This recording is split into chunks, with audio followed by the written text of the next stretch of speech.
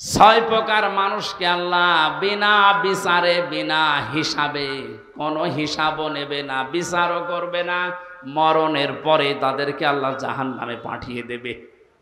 তার 3 নাম্বারেই তারা দুনিয়াতে যাদের আদর্শ মুহাম্মদ রাসূলুল্লাহ ছিল না। এই হাদিসটার কোরআনের সূরা ইয়াসিনের ইয়াসিন আয়াতের ব্যাখ্যা তাফসীর পড়ার পরে আমার বড় ভয় হচ্ছে। এ পৃথিবীতে হাজারো মানুষ মুহাম্মদ রাসূলুল্লাহর আদর্শ না মানার কারণে জাহান্নামে যাচ্ছে। আল্লাহ তুমি আমাদেরকে বাঁচাও, বলেন আমিন। আমি এটা বলে আপনার ক্ষতি করে ফেললাম? হ্যাঁ, আপনি তো ধরা খাবেন। চোখ বন্ধ হওয়ার পরে আপনি এখনই ধরা খাবেন। নবীজির একটা কথা 100 ভাগের 1 ভাগও মিথ্যা নেই। যাদের আদর্শ এখনো ঠিক হয়নি, মুহাম্মদ রাসূলুল্লাহ বাদ দিয়ে অন্য কাউকে যারা মেনে চলছেন, এখনই তওবা করে পরিবর্তন হবেন। নয়তো আপনার কোনো হিসাব নেই, বিচার নেই, আপনি মরে গেলেই বিনা হিসাবে বিনা বিচারে জাহান্নামী। আল্লাহ তুমি আমাকে সহ যারাই আমরা এসেছি এটা বুঝে মানার তৌফিক এখনই দান করো। আরো জোরে বলেন। কোরআনে কারিমের 6666 আয়াতের মাত্র একটা আয়াত পড়েছি, সূরা তাওবা 129 নাম্বার আয়াত। আমরা তেলাওয়াতকৃত আয়াত তাফসীর আকারে কথা বলবো ইনশাআল্লাহ। আল্লাহ জানো। আউযু বিল্লাহি মিনাশ শাইতানির রাজীম। বিসমিল্লাহির রহমানির রহিম।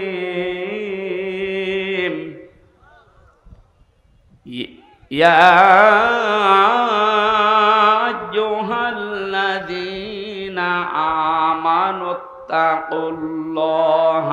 ওয়া কুনু মা'আস সাদিকিন। আল্লাহর ঘোষণা, ওহে ঈমানদারেরা। আল্লাহ কোন বেঈমানকে ডাক দিয়েছেন এখানে? তাহলে যদি কোনো বেঈমান থাকেন আপনি চলে যান, কারণ এই আয়াত আপনার জন্য না, আপনার জন্য আলাদা আয়াত আছে। বেঈমানের জন্য আল্লাহর ডাক ছিল ইয়া আইয়ুহাল্লাযীনা কাফারু, হে কাফেরেরা, হে বেঈমানেরা। এখানে কোন কাফের আছে? আমরা সব ঈমানদার। আমরা কি? এখন আমার ভেতরে ঈমান আছে কিনা এটা পরীক্ষা করার থার্মোমিটার আছে। সাহাবী প্রশ্ন করলেন, হে নবী আমার ভেতরে ঈমান আছে কিনা আমি কিভাবে বুঝতে পারবো, কিভাবে টের পাবো? আমি তো নামাজ আদায় করি, রোজা রাখি, কাবা শরীফ তাওয়াফ করি। আল্লাহর নবী বলেন, যত 2টা কাজ তোমার ভেতরে দেখতে পাও, ইজা সাররাতকা হাসানাতুকা ওয়া সাআতকা সাজ্জিয়াতুকা। যখন কোনো ভালো কাজ, সমাজ উন্নয়নমূলক কাজ, আল্লাহর পক্ষের, রাসূলের পক্ষের, দ্বীনের পক্ষের কোনো কাজ হয়, ওইটা দেখে যখন তোমার ভালো লাগে, আনন্দ লাগে, আর যখন তোমার অন্যায় কাজ দেখলে কষ্ট লাগে, তখন বুঝবে তোমার ঈমান আছে। ও বগুড়াবাসী, হাদিসটা সামনে রেখে বলেন তো, বাংলাদেশে ভালো কাজ সবার কাছে ভালো লাগে? না না, অন্যায় কাজ সবার কাছে খারাপ লাগে। আপনি নিজেই নিজেকে পরিমাপ করতে পারবেন আসলে আপনার ঈমান আছে কিনা। এখন যদি মনে করেন কি আমি শেরপুর মসজিদের সভাপতি, আমার ঈমান নেই, মানে আপনি তো শেরপুরের সভাপতি, আর আবু সাহেল ছিল কাবা শরীফের সভাপতি। তার হিসাবে আপনার কোনো খবর আছে?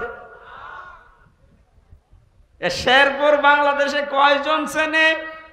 আর কাবা শরীফ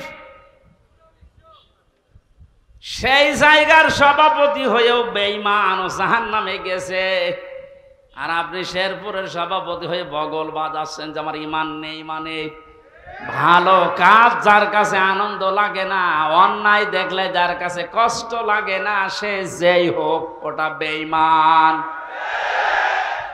ঈমান আছে কিনা হামজারে জিজ্ঞাসা করা লাগবে, আপনি নিজে টের পাচ্ছেন। সুতরাং ঈমান যাদের আছে, হাদিস অনুযায়ী আল্লাহ পাক তাদেরকে ডাক দিলেন, হে ঈমানদারেরা। আমি আয়াতের তাফসীর পড়তে গিয়ে পেয়েছি 89 জায়গায় আল্লাহ পাক এই শব্দটা কোরআনে দিয়েছেন।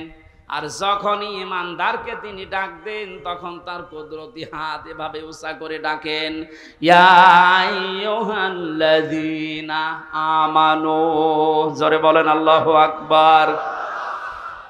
89 জায়গায় আল্লাহ ডাক দিয়েছেন, তার ভেতরে এইটা একটা, ইত্তাকুল্লাহ, আমি আল্লাহকে ভয় করো, কুনু মা'আস সাদিকিন, আর সত্যবাদী যারা তাদের সঙ্গে থাকো। এই আয়াতের নির্দেশ দুইটা। কয়টা? আল্লাহকে ভয় করো, সত্যবাদী যারা আছে তাদের সাথে থাকো। বোঝা হয়ে গেছে না? আল্লাহুম্মা আমিন। না মানে আপনি বলছেন বোঝা হয়ে গেছে। এবার আসেন তো এই দুইটা শব্দের ব্যাখ্যায় যাই।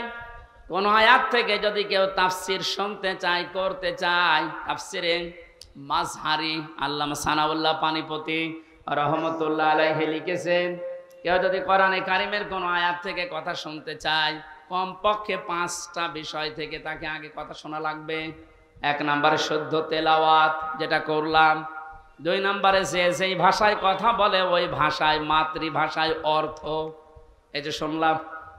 3 নম্বরে ওই আয়াতের ঐতিহাসিক প্রেক্ষাপট, শানে নজুল যেটা বলা হয়, ব্যাকগ্রাউন্ড, এটা আমি বলবো এখন।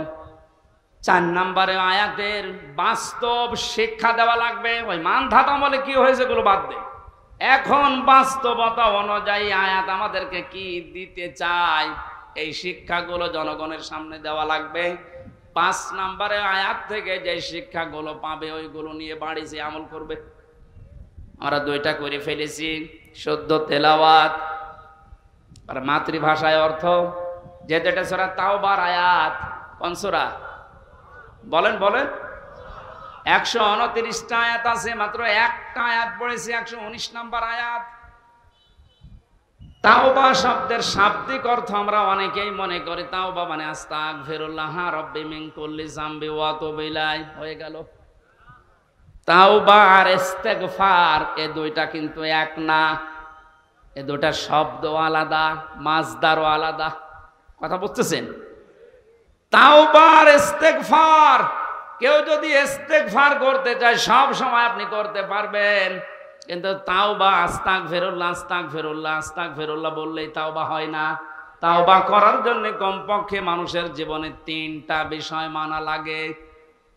ইস্তেগফার আর তাওবার ভেতরে পার্থক্য এই, কোন মানুষ যদি তাওবা করে ওর পেছনের অপরাধগুলো শুধু আল্লাহ মাফ করে দেয় না, ওই পোড়া জায়গাটা আল্লাহ নেকি দিয়ে ভরাট করে দেন।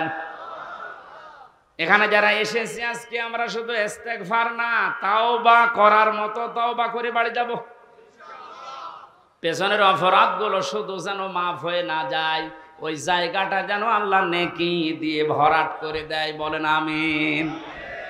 1 নম্বরে যদি তাওবা কেউ করতে চায় তাকে বলা লাগবে, আল্লাহ আমি অপরাধী, আমি। এই স্বীকৃতিটা এই পৃথিবীতে মানুষ দিতে চায় না। দেখবেন এই দেশে হাতে নাতে ধরা পড়ার পর অস্বীকার করে না, না তদন্ত করা লাগবে। তদন্ত 7 দিন সময় দিয়েছে যাদেরকে, ওদেরকে মাল মশলা মেরে ওর মুখ বন্ধ করে দেয়। আপনি যদি সত্যি তাওবা করতে চান সে যে কোনো বিষয়ে, আপনাকে প্রথমে স্বীকৃতি দেওয়া লাগবে ওই অপরাধের জন্য, ওই গুনার জন্য স্বীকার করা লাগবে যে হ্যাঁ আমি এই কাজ করেছি, আমি অপরাধী। এখন প্রশ্ন হচ্ছে আপনি স্বীকার করবেন কার কাছে? না না, আপনি শুনছেন না। অপরাধ করেছেন যার কাছে, স্বীকার করবেন তার কাছে। আপনি বিনা কারণে আমার মুখের উপর একটা থাপ্পড় দিলেন আর কাবা শরীফের গিলাফ ধরে বলছেন আস্তাগফিরুল্লাহ, হে আল্লাহ আমারে মাফ করে দাও, কিয়ামতের আগে মাফ পাবেন না। কারণ আপনি তো আল্লাহর গালে থাপ্পড় দেননি, দিয়েছেন আমার গালে। আগে আমার কাছে স্বীকার করেন যে হামজা ভুল হয়ে গেছে। হ্যাঁ, স্বীকার করার সময় আবার অনুশোচনা লাগবে, অনুতপ্ত হওয়া লাগবে। আপনি যদি একেবারে মোড নিয়ে বলেন ওই হামজা মাফ কর, মাফ হবে? আপনার প্রতি রাগ যা ছিল আমার আরো বেড়ে যাবে। আমি আবার বলছি দ্বিতীয় পয়েন্টটা, তাওবা যদি কেউ সত্যি করতে চায়, ওই মানুষটা অপরাধ করবে যার কাছে, স্বীকার করবে তার কাছে। আপনি অপরাধ যদি আপনার স্ত্রীর কাছে করে থাকেন, অবশ্যই স্বীকার করবেন স্ত্রীর কাছে, এটা কোনো দোষের কিছু না। স্ত্রীর কাছে দোষ করেছে আর শ্বশুরের কাছে বলছে শ্বশুর আমারে মাফ করে দেন, হবে না। বিনা কারণে আপনি আমাকে পুলিশের হাতে তুলে দিলেন, আমি কিছুই জানি না ওই বিষয়ে, আর আপনি মাফ চাচ্ছেন মসজিদে নামাজ পড়ে, কিয়ামতের আগে মাফ পাবেন না। এইটা মনে হয় এই এলাকায় আছে। আমার ভাইরা এই জন্য তাওবা, বিভিন্ন পীরের দরবারে গেলেই বলে তাওবা করো, আস্তাগফিরুল্লাহ, এটা তার বাক্য। শর্ত আপনাকে মানা লাগবে, স্বীকৃতি দেওয়া লাগবে যে আল্লাহ আমি অপরাধী, অপরাধ করেছেন, যার কাছে স্বীকার করবেন তার কাছে। 2 নম্বরে অনুতপ্ত হয়ে অনুশোচনা নিয়ে। 3 নম্বরে জীবনে এই কাজ আমি আর কোনোদিন করব না, জীবনের মতো ফিরে আসলাম। এই 3টা শর্ত যদি কেউ মেনে নিতে পারে, আল্লাহ পাক বলেন ওর পেছনের অপরাধ শুধু মাফ হবে না, ফাউলাইকা ইউবাদদিলুল্লাহু সাইয়্যাতিহিম হাসানাত। ওর পেছনের পুরা অপরাধ আল্লাহ মাফ করে দিয়ে পুরা জায়গাটা নেকি দিয়ে পাল্টিয়ে দেবেন। বলেন সুবহানাল্লাহ। সূরা তাওবা থেকে যখন কথা শুনছি, আল্লাহ এই তাওবা যেন আমাদের নসিব করেন।